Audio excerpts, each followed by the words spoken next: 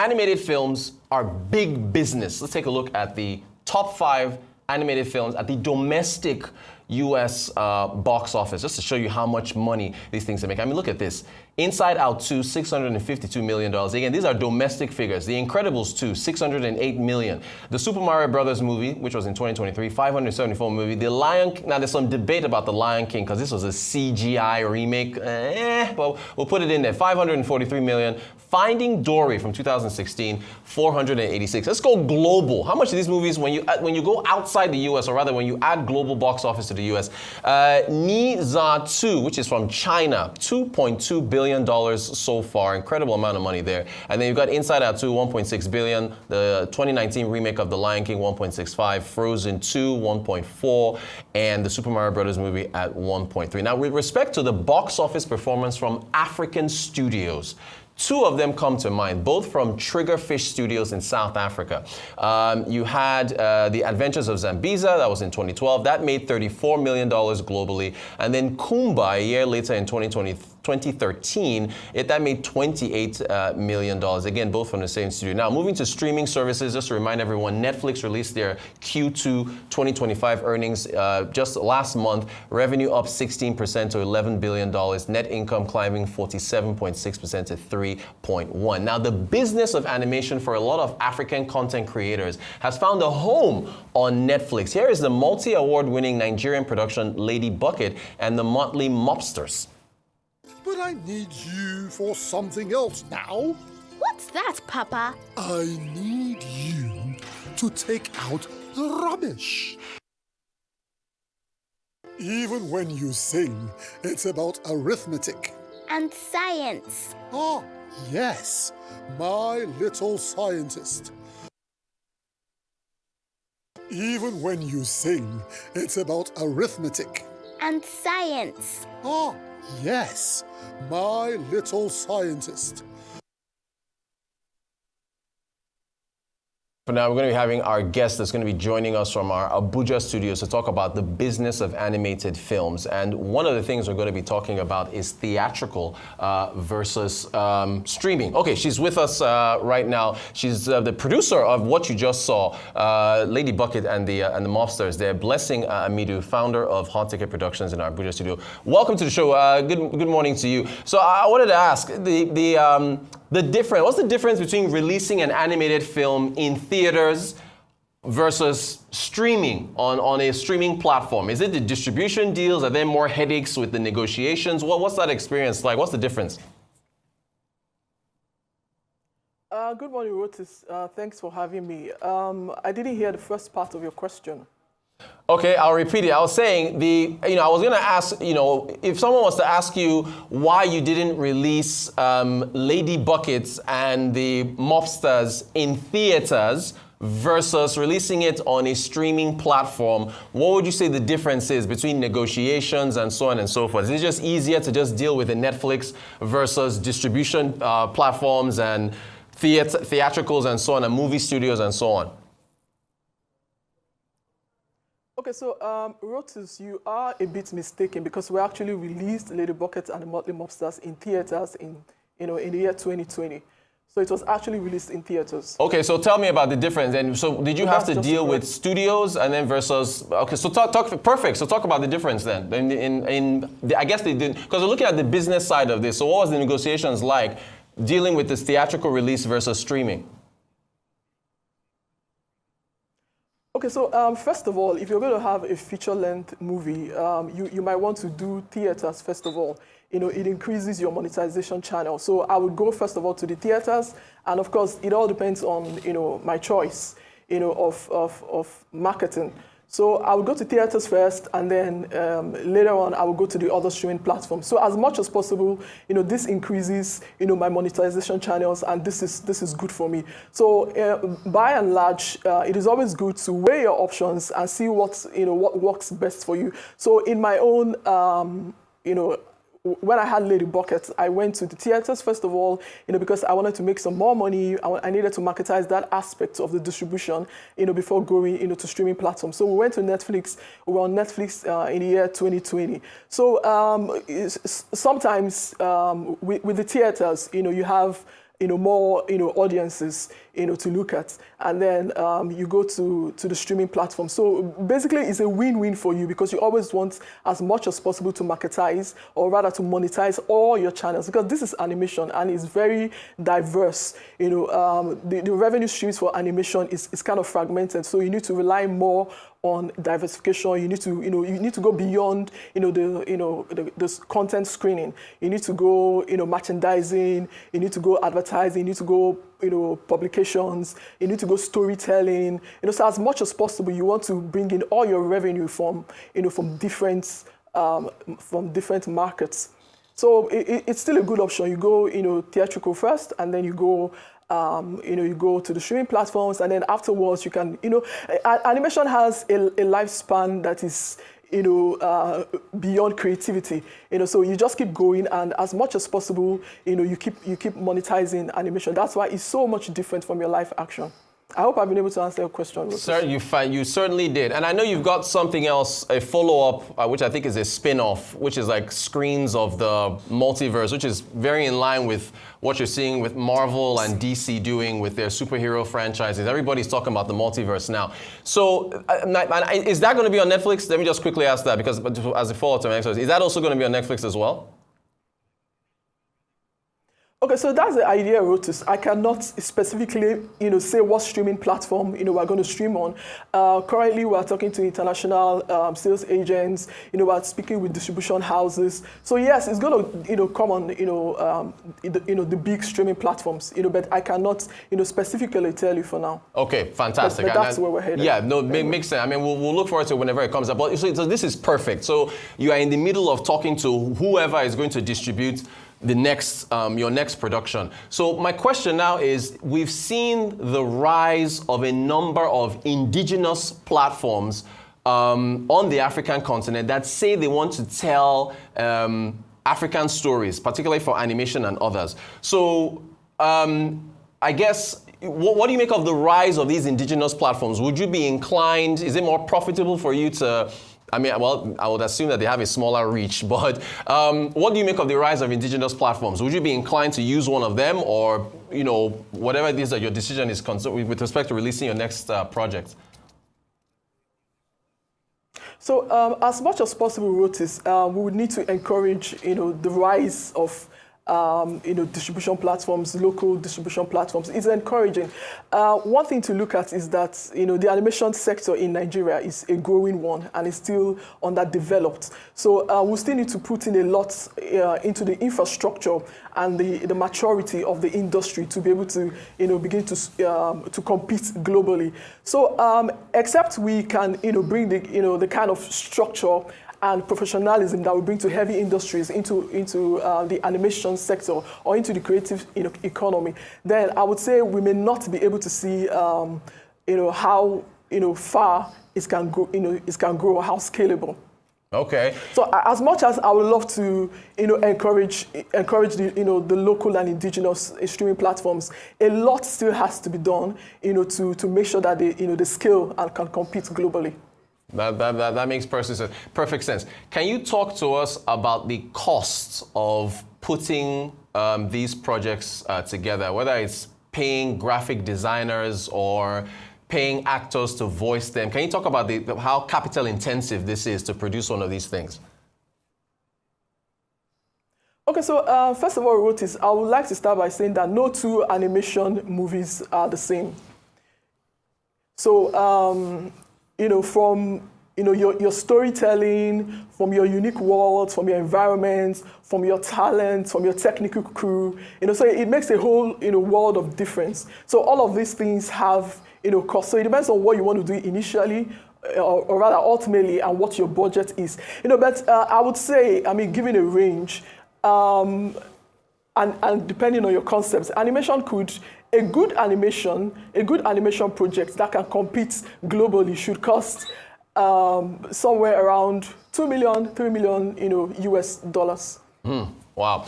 Now, with your next project, and this is something I've had an issue with. We bring this up a lot when we talk about Nollywood, right? A lot of Nollywood productions will tell you how much, and this is for theatrical now, they'll tell you a lot about how much money they've made in theaters. Oh, this movie made 200 million, 300 million, but they never talk about the costs or the funding side. So how are you funding your next project? Like, can you talk about the funding side of this? Is it profits from the last one or whatever deal you struck with the streaming service? Are you funding it from your own personal savings? You know, how is that working with the funding process? Okay, so thank you, Rotis. So for the funding, I mean, fortunately this time around, I'm not having to, self-fund all by myself. I have, a couple of friends, in the industry that have, decided to, invest in this time around. So yes, it is not, through a grant at the moment, although we're still expecting some of those, to come in. But right now it's, pretty much, self-funded, and then I have a couple of friends in this with me as well. Okay, so look, we talked, like, earlier this week, Nigeria released its, the Bureau of Statistics released capital importation figures, which is the amount of money that flows into Nigeria. I think it was $5.6 billion that came in the first 3 months of this year.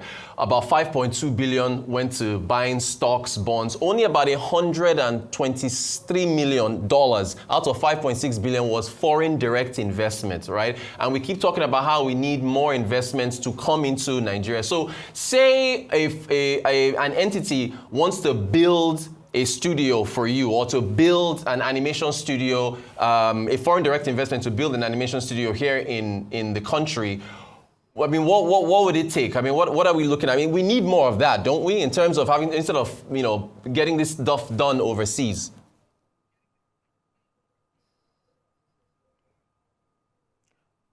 Okay, so any foreign entity that would want to come in at this point in time to invest in animation, or rather in the creative economy, is a welcome development, because currently we are not seeing much of that, and it's an area that the government will need to look into. Perhaps have bilateral treaties with the countries with the big animation sectors, like Disney's, the Marvels, the Peppa Pigs. So it is a welcome development. It is something that the animation sector has long been waiting for, because we need sustainable funding and financing mechanism to support the animation industry. So yes, it's a welcome development. They will need to speak, they will need to begin, perhaps by, starting to talk with, the stakeholders, in the animation industries. We are the ones that know where the shoe pinches. So you need to start by, talking to us, and then we'll let you know how to go about it, the areas we have issues with. Animation is faced with a lot of issues, apart from sustainable funding. We have issues, these issues are compounded with, or compounded by weak infrastructure, erratic power supplies, poor distribution mechanisms, lack of proper IP protection laws and policies. So these are the areas I think we need to start from, we need to begin from. Then when all this infrastructure are on ground, then we can begin to have some of these conversations. Now, I have so many questions for you. Okay, I want to ask you about monetization of films. An example is McDonald's, right? McDonald's, the global hamburger chain. We looked at their earnings earlier on this week, and one of the reasons why McDonald's was profitable and did well is because they had a deal with Warner Brothers for Minecraft movie, which has made about $950 million, almost $1 billion.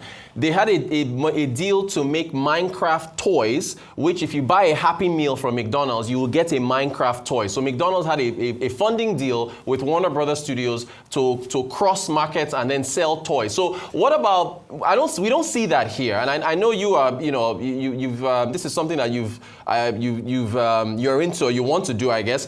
How can that working in terms of further merchandising and getting more funding channels for an animated product that turns into toys or education tie-ins? Because the little girl in Buckets, she's big on science and arithmetic, when her father was saying you like to sing even in arithmetic. So how do you tie this in with, monetize further beyond the screen? Rotis, first of all, I think, the animation sector is still a growing one, and, it's underdeveloped. So I think, yes, for it to grow, for it to scale, we need to diversify. And that's where licensing comes in, the mobile games, toys, publications, storybooks. So for the animation sector to scale and grow and be able to compete globally, we need to diversify, so we actually need to think long term. This is what we call sustainability. You need to think long term. So that's how you build, franchises that have lasting values. And it's actually something we need to do. Yeah. Yeah, fantastic. Look, Lady Bucket is female-driven. We need more, female protagonist stories here. Also, and please share this with her. I think your daughter helped to write your last project, or can you talk about the role that she played and you as a mom and getting, that work there? Can you share that with us? Okay, so. Emanuela was just 16 when I asked her to try hands on the script. So prior to this time, she had already been playing around with some short stories.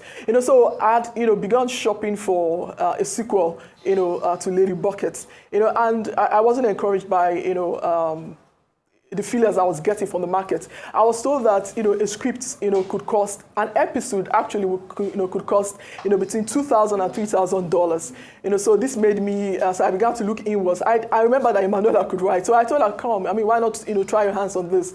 And she started off. So the first episode actually blew my mind. And I sent it to Adebisi, and Adebisi is the director of Lady Bucket, and Adebisi was, he was surprised, and he asked me if this was AI. So Emanuela is somebody that has just seen her vision, and her story being told being told in this way, seeing her vision and her story come to life in this way, to me is basically personal and profoundly meaningful. So I would say this transcends, generations. Our parents used to tell us a lot of stories. So this is something that is going to continue, and transcend, generations, media, and then, boundaries. So I'm delighted that, we have our kids to take over. Now, I do want to. That's really awesome. Our very first segment, we started off with two founders who were talking about seeking tech innovation at the university level. What is your view or your assessment of the quality of writing that is coming out of our schools? Is it enough to sustain the creativity that is going to be the foundation of the script writing for future projects from Nollywood or yourself? Do we have good writers in Nigeria? Are you seeing good writers? Yeah, I would say we actually have good writers. I must have mentioned earlier that the creative industry, though largely informal, is rich, and has untapped creative potential. So I do have confidence in the system that we can we can discover and continue to discover more screenwriters, and talented, creatives in the industry. So the government needs to look inward. We need to invest in infrastructure, in education. We could put it in the curriculum, of the schools. Catch them young, put it, at a young age. You could take writing, as a course. It could be in the curriculum. And with this, I think, we are able to sustain, what Nollywood, currently stands for, and what, we are, what we'll continue to be. So yes, I think, and I have so much confidence in the industry that we do have good writers, and we are yet to see, the kind of power, that the Nollywood industry, can exhibit or can manifest, except we put in, we invest in infrastructure. Great stuff. We're out of time, but I have to squeeze this last question out of you. So very quickly, in 30 seconds, just so everybody knows, you have an oil and gas background. You're an oil and gas player. So can you talk about that transition from dealing in oil and gas to going into animation and filmmaking very quickly? Okay, so the business dynamics, between these two sectors is okay. Let me start. Perhaps a good place to start would be capital intensity and scale. So the oil and gas sector is highly capital intensive, with long project cycles, large infrastructure, and it's heavily regulated. The animation industry, on the other hand, is not this way. It's mainly agile, and then and then you have low capital barriers to entry, and it's heavily dependent on talent, creativity, and technology. So in transcending the oil and gas to the animation sector, I would say that I've learned a lot. I've learned operational discipline. Operational discipline, from the oil and gas industry, I've been able to apply it in the animation industry, strategic partnerships, project management, sustainability, and then local content. As Nigerians or as Africans, we need to be able to tell our story, authentic story. From compelling stories. Stories that are universally compelling. So my transition from oil and gas into the animation industry has not been without challenges. Yes, but both industries are kind of overlap at some point in time. So even though the tools and the processes may be different, the fundamentals of business, which is leadership, strategy and execution, largely remain the same. So like I mentioned earlier, if we're going to see, if we're going to, see the kind of structure, if we're going to use the kind of structure and professionalism that we bring to heavy industries into the creative economy, then we'll see it scale and grow. Thank you. Great conversation. We have to have you back after the multiverse animation is out. Thank you so much for your time. It was very informative talking about your foray from oil and gas into the field of animation. Thank you so much. Blessing Amidu, founder of Hot Ticket Production Limited. Got to support African talent. That's